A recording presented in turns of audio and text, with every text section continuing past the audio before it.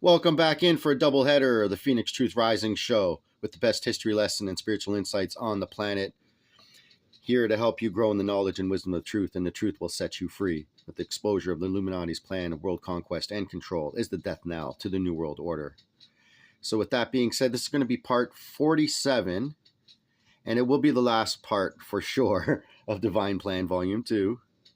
And it just so happens that 47 is what? The number of the presidency today, 47th PRES, is Donald J. Trump. So a little play on numbers, okay? Donald J. Trump is the 47th president, all right? And he was also the 45th. And I think this has also been uncovered before, but 4 and 5 is what? A 9, and 4 and 7 is what? 11. So he's our 9/11 president. And the Trump family, being of Bavarian, German, and Scottish descent, Frederick Trump, Fred Trump, and then Donald Trump, but German descent. Let's just look at this history of Trump. So Drumpf, also spelled as Trumpf or Drumpf, is a German surname. So the family name of Donald Trump actually goes back to Drumpf. Now, having said that, let's plug that into gematria. So now let's see what happens when we plug in Drumpf to gematria. What comes up? First thing, proton. Besides global reset. So with that being said, this is not financial advice. This is just what I see happening right before our eyes as hidden codes in plain sight. Because Trump is regulating crypto, and Proton is one of those regulated cryptos. So with that being said, and considering what I said in the last episode of the Phoenix Truth Rising show about predictions, XR, that's another crypto out there. But could it be October that things truly get regulated in the 10th month, and 10 is law? And it's also the month that Marshall Hayner, the originator of Proton, was born in. So with that being said, let's get back to the 47th part of Divine Plan Volume 2 and into Nebuchadnezzar's Other Dream. Nebuchadnezzar's Other Dream. Nebuchadnezzar had another dream, Cellas. He dreamed about a tree. Did you know he had another dream? I didn't know about this. Isn't this the best history lesson on the globe? Nebuchadnezzar had another dream, Cellas. He dreamed about a tree, which symbolized himself in his greatness before his period of madness. He told Daniel in the 4th chapter of Daniel, I saw and behold a tree in the midst of the earth, and the height thereof was great. The tree grew and was strong, and the height thereof reached unto heaven, and the sight thereof to the end of all the earth.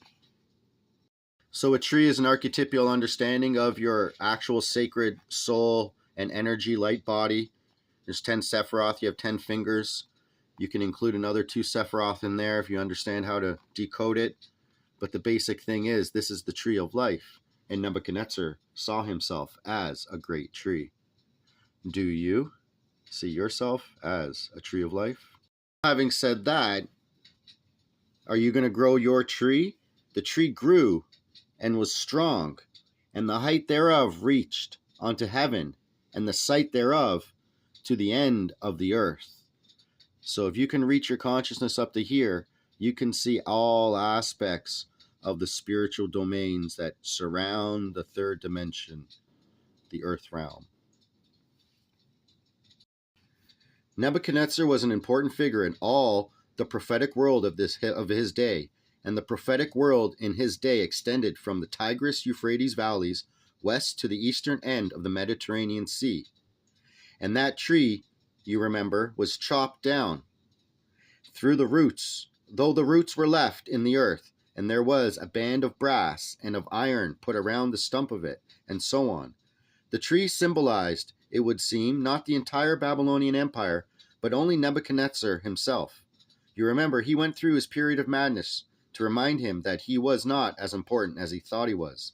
The words, all the earth, which occur in his dream of a tree, refer only to the area of his prophetic world, the area of his dominion. Remember, we went over that in the last episode, part 46. The Asiatic Empire had passed away. The development of power was in the Roman Empire, and this now constituted the earth symbolically at the time of John's vision. The second beast had 2 horns like a lamb. The Pope adopted the title Vicarus Filius Deus, a substitute for the Son of God, vicarius, one who acts as a substitute in the absence of another. Interesting, isn't Prince Henry's Olympics for people with lost limbs and stuff Vicarus? I'm not sure. The Pope said, "Yes, I am a substitute for the Son of God, but our motto is the original and only genuine one, accept no substitute." So the Pope claims 2 horns like a lamb. He always claims that he exercises all the power of Jesus Christ. He says that he can forgive sins, or he can condemn to hell, and so on. So he tries to adopt the outward appearance of a lamb, but he speaks as a dragon. His power has been exercised in the interests of Satanism. He has taken over the office of Pontifex Maximus, who was the chief priest of Jupiter. So there is no mistaking this. He exercises all the power of the first beast before him, the book of Revelation says. The Pope claimed the power to confer the empire upon kings and to dispose them. He wouldn't crown Frederick Barbarossa, who reigned from 1152 to 1189, until Frederick swore that he would conduct a crusade to recover Jerusalem. So enters the Zionist Khazarian subterfuge into this very incident, and he excommunicated and disposed Frederick II in the year 1245 AD. Remember, Trump's ancestors were Frederick-Trump? And back to Prince Harry, Invictus Games is what he has. Not the Vicarious Games, but it's a close word to it. If you want to learn more about the Khazarian subterfuge, look into The 13th Tribe right here by Arthur Koestler. His life and family was taken out when he brought that book out about 30 years ago.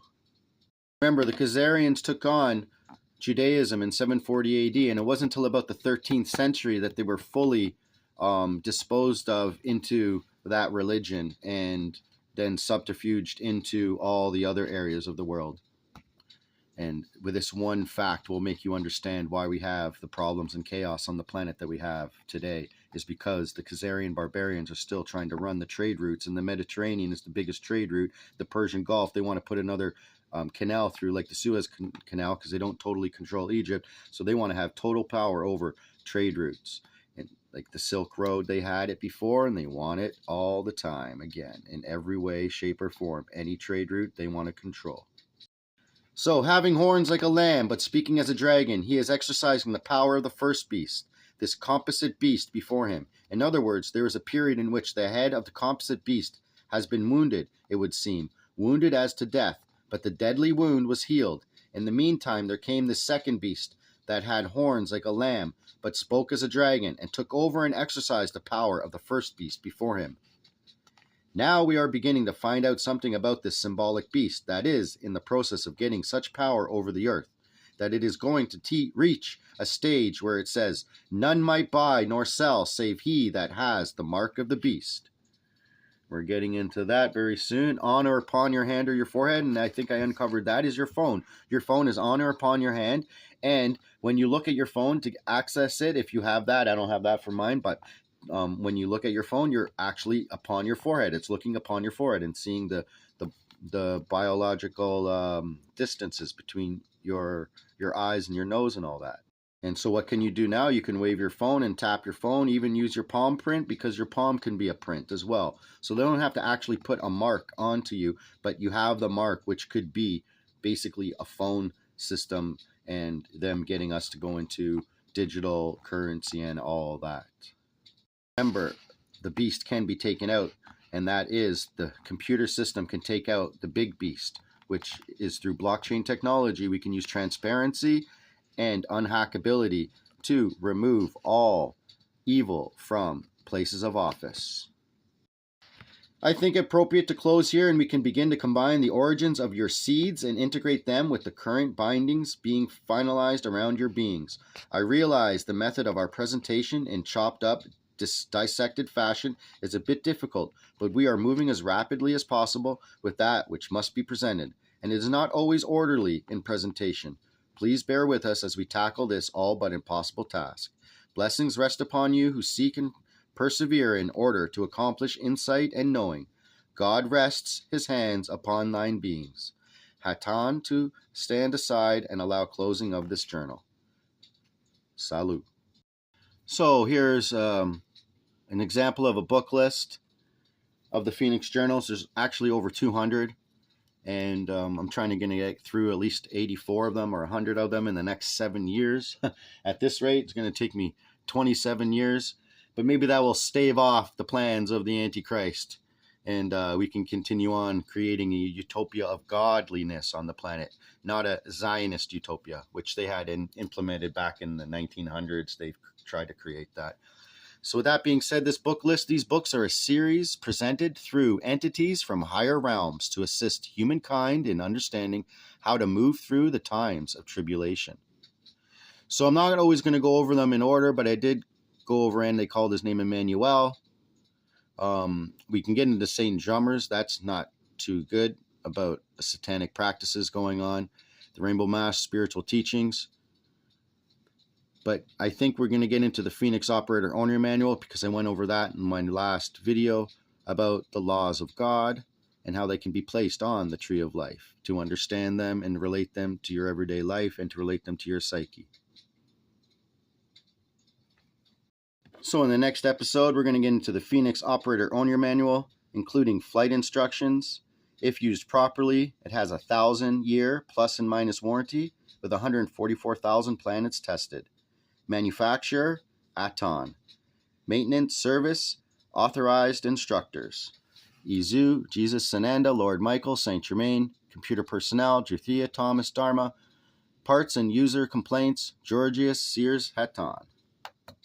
Here's an example of the table of contents and the laws we're going to get into to understand them more in greater understanding. Continuing on with the laws and the 12 deadly sins. If you haven't heard of those, you're going to hear of them now. So with that being said, thanks for tuning in, and I'll be back with another episode of the Phoenix Truth Rising Show. This is Spaceman 2.0, and out.